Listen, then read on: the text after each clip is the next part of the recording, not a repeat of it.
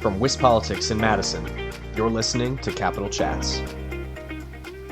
Good afternoon, and welcome to Capital Chats, brought to you by Spectrum. I'm Joshua Irvin, a reporter with WisPolitics. Back in September, retired technology executive Prescott Balch led scores of Caledonia residents into a village committee meeting to raise issue with proposed data center development in the village of 25,000 people. Earlier this month, he ousted an incumbent on the Caledonia Village Board in a campaign that highlighted what he saw as bad financial decision-making by village leaders. Prescott remains concerned that local officials are bypassing community input and being drawn into bad deals with trillion-dollar tech companies. We spoke with him about those concerns and how local leaders and data center developers can do right by Wisconsinites in this week's interview. I hope you enjoy. Prescott, thank you for Yep, joining me.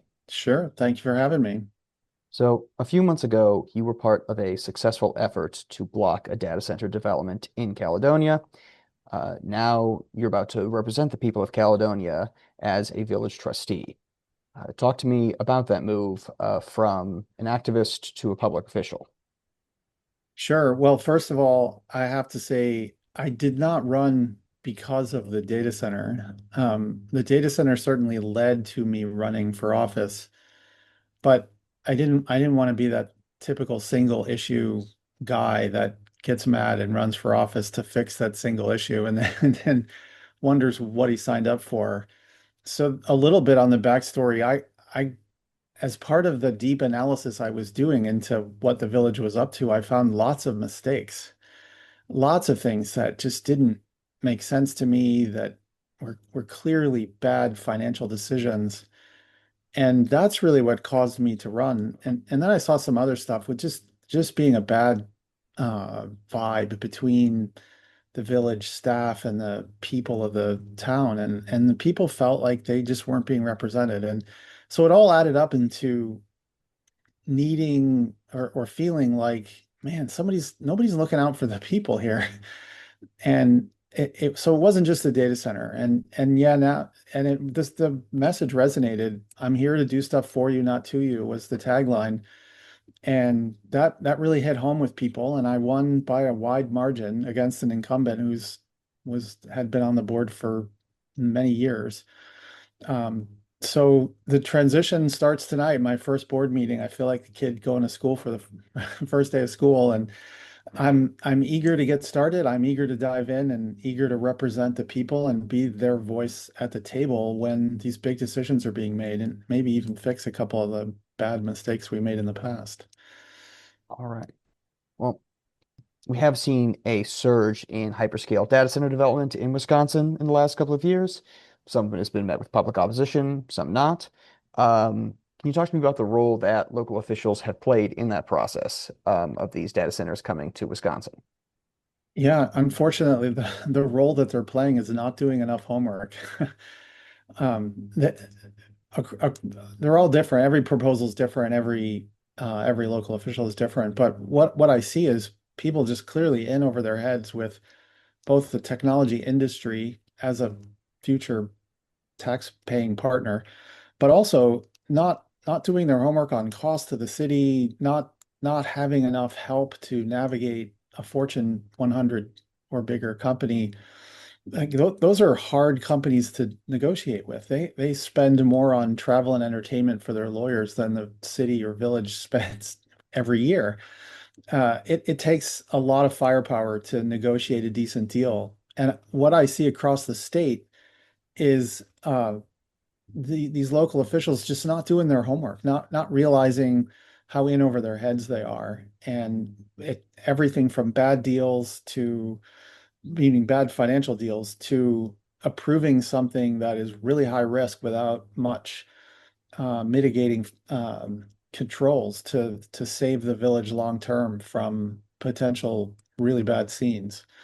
So I've been running around the state trying to help communities understand what those risks are, so at least they go in eyes wide open if they want to do it.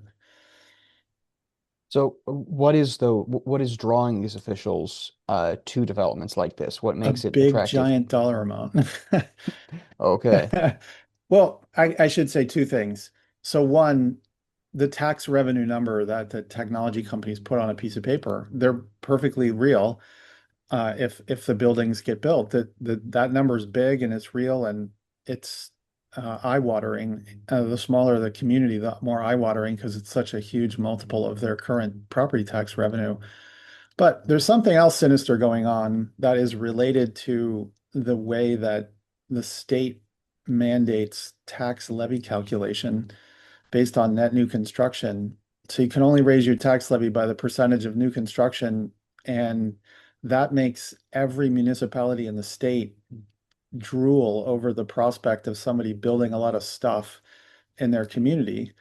They put those two things together.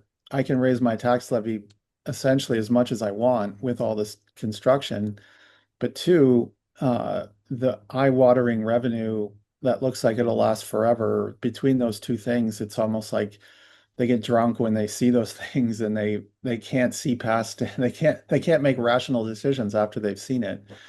And that's really where they're falling down on the job and not representing the people. The people need calm, cool, and collected, and people that understand risk and reward and balance the two and protect on the risks and so on. And that's what's really missing. You just see these numbers and it's like game over. They just want to get it done as fast as possible.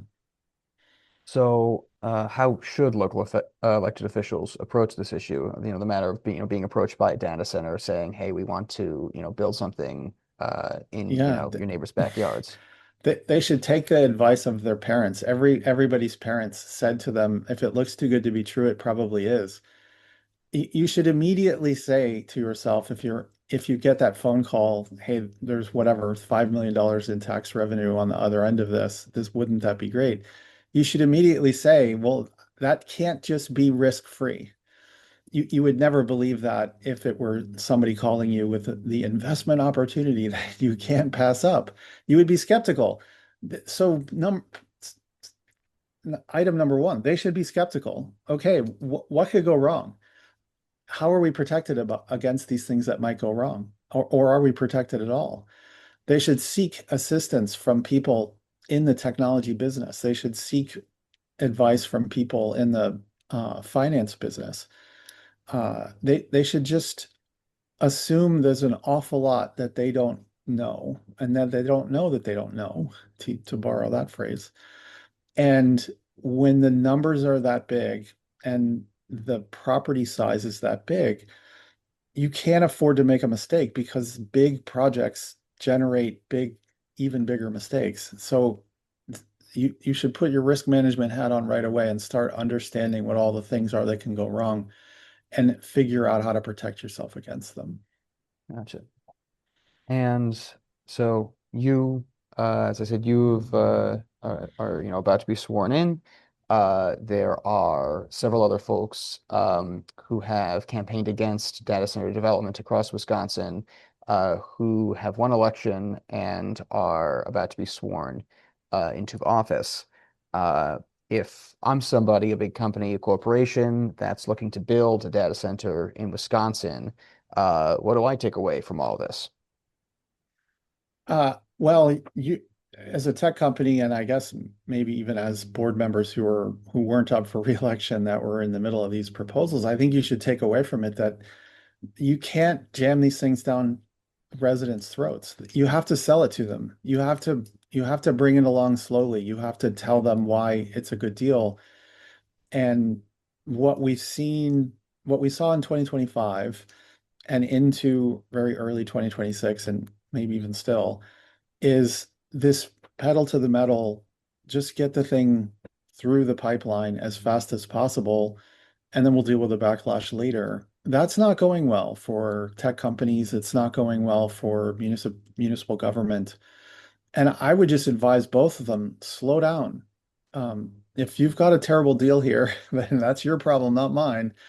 Don't try to jam it down everybody's throats. Let's sit down. Let's bring the community along. Maybe they can't be brought along. Maybe they just don't want it. But if that's the case, then so be it. It's their community. You can't force it on them. So slow down. Just by all means, just slow down and be patient and be honest about the risks and the rewards. All right. Prescott, thank you very much. Thank you. Prescott Balch was sworn in as a Caledonia village trustee on Tuesday.